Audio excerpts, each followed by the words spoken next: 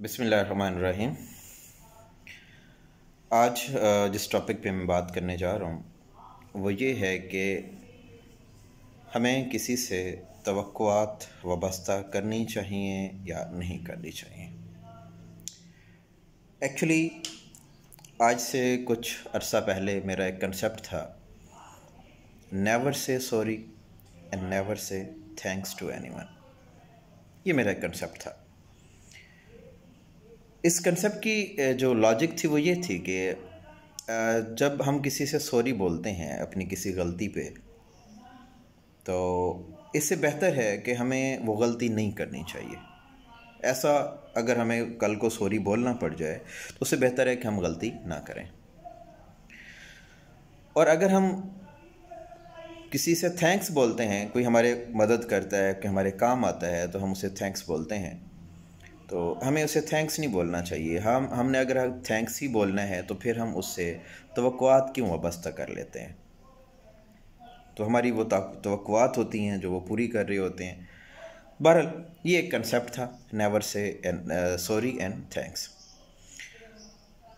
तो जब मैं रिसर्च के लिए अमेरिका था तो वहाँ पे मैंने ये चीज़ देखी, वहाँ पे हर बंदा दूसरे को सॉरी और थैंक्स बोल रहा था।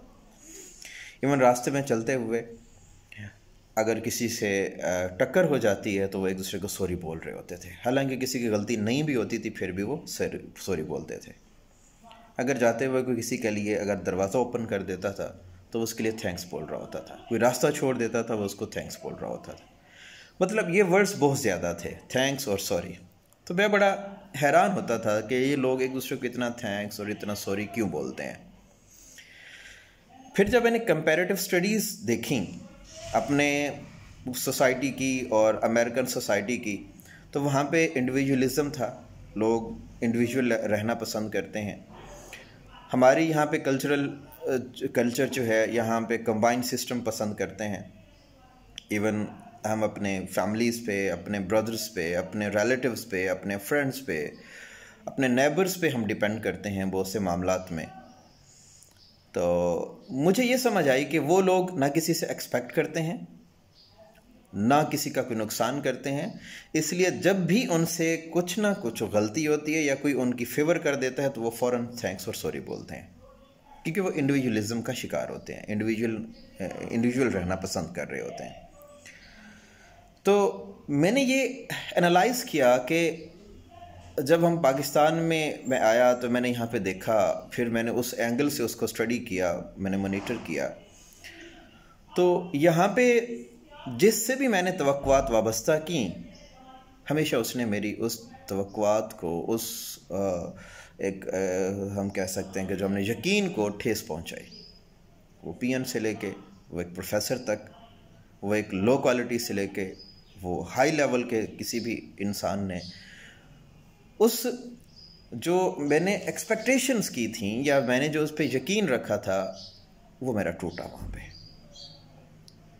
तो मुझे ये बात समझ आई कि हम यहाँ पे मोहब्बत बांटने वाले लोग होते हैं।